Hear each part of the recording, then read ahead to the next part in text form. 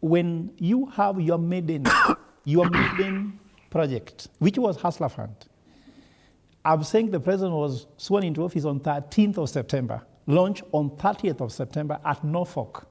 With all the banks around him, he was supposed to get it right, at least get one thing right.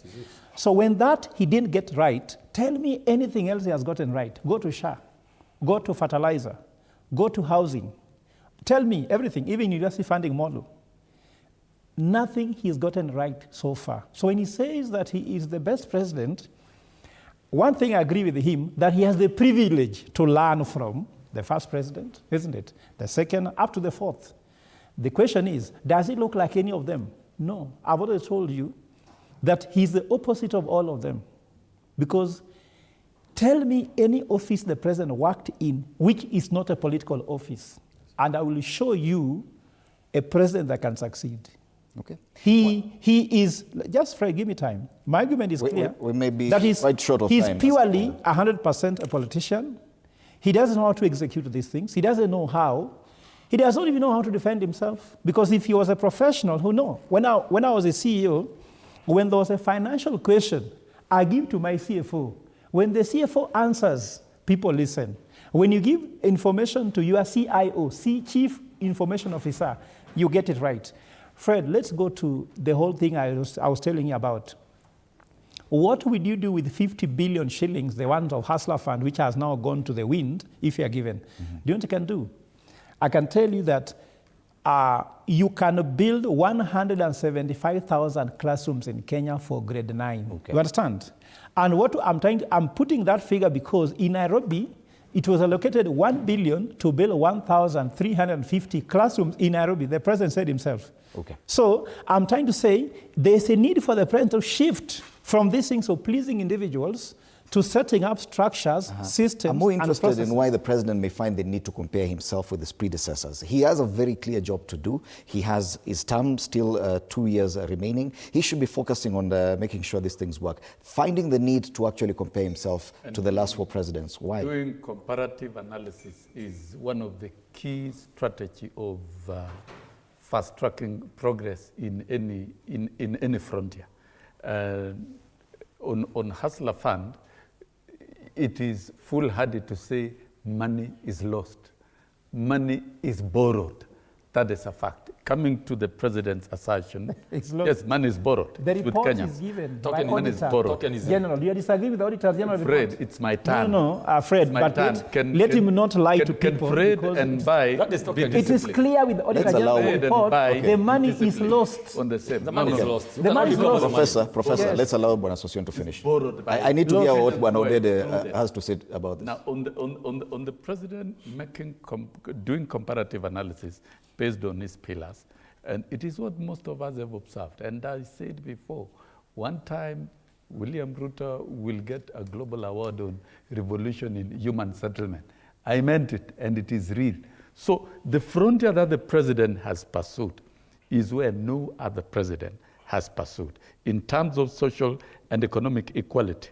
If you look at the success in calibrating the economy, stabilizing the economy, getting the country out of the debt distress, inflation coming down from 9 to 3%. That means Kenyans can access goods and services in an extremely reliable manner, the shilling stabilizing against the dollar, and the delivery of the 5 pillars, without talking about other success in other areas. When you look at food production, the intervention and reversing the subsidy system, so that then we subsidize farmers and strengthen farmers and put in lots of flagship intervention programs in agriculture. Now the country is food secure, and the ordinary small-scale farmer is earning a living. The housing, we can see handover of houses, people moving from slums to decent buildings and decent homes. Does that justify we that can comparison? see, no. Allow me, we can see the housing project mushrooming across the country. The universal health coverage. Yeah, allow me. You're not answering. Allow me. I'm answering you. The health coverage is corrupt. Because my question is, why the need to draw that comparison between yourself and your predecessors? It is important. Is it necessary? It is important to draw that comparison so that you show the country and demonstrate to the country the level of development where the country is headed. We're not and I making think a judgment on the success of the president is so It's the bold. president It's not himself about the doing scorecard it. here. Yeah. Talk of healthcare. It is Kibaki tried to roll out Shouldn't universal these things- healthcare. Shah is dead. Uhuru tried to roll Gentlemen, out universal gentlemen, it's healthcare. not Odede's but time. and they were unable to do it. Shah But is now, dead. Shah is dead. President Ruto Shah is is dead. making it Gentlemen, successful. Let me hear the question from Shouldn't it be left to Kenyans to decide President William Ruto's success or otherwise? Now, him drawing a comparison between himself and the other president, this is the first time we're seeing this in Kenya. We've had 4 presidents before William Ruto. We've never had a president saying, I'm better than the other one. Okay, the truth is Kenyans are the ones who receive your service as a leader. So Kenyans will be able to tell if something has happened or nothing has happened. That is left for Kenyans. But there is also no problem when president looks back, because any institution that does not look back probably might not know where they are going. And I think it came in a bad taste that he was comparing himself with the other president and giving himself the mark. Looking back would have been just looking back to tell Kenyans how far we have come in terms of maybe issues around education. This is where we were during President so-and-so, this is where we were during the other president, and this is where we are in my presidency. It was not supposed to be comparing himself with the 4 and giving himself the marks and probably becoming number 1. That is it. Number 2, I actually think William Ruto is also being pushed to that level, because while Dr. Mbae and others who hold different opinion will tell you that it is the other people who should defend the president, and probably he doesn't have to be the one defending Shah, defending all these things. He has people around him, yes. But when Dr. Mbae and other people of that opinion are out here, who do they call to go home now? Who must go? They are not saying Musalia must go because foreign policy has failed. They are not saying PS so-and-so must go. They are calling William Ruto to be the one who must go. So it is just proportional that William Ruto must also come out and say, this is the reason why I don't think I am going now. So that is probably why the comparison happens, because everything happened. Let me bring a perspective. Somebody like my party leader, Raila Odinga, was in Kibaki's government. And for sure, there are people who are in that cabinet who confess until today the kind of things and ideas he brought in the ministries which he tried to hold around that time. But all that is put together and given to Kibaki. We still now say it is Kibaki. When they were campaigning, I was a full-grown man in 2002. I actually started voting in that particular poll. They talked about free primary education, zero tolerance to corruption, and economic recovery.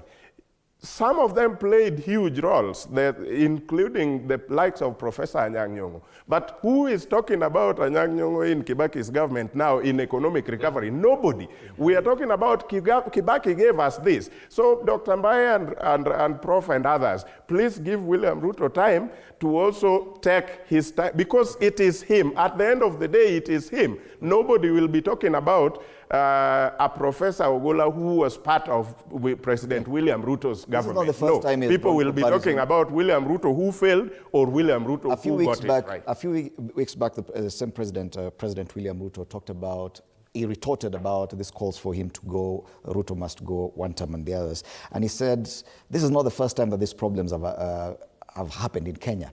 All the other presidents had the same problem. This is also not the first time we've had the chance of must go. President Daniel Moi had the same. Kibaki, too. Even Uhuru Kenyatta did. Why does he feel the need to try and see himself as a different kind of leader?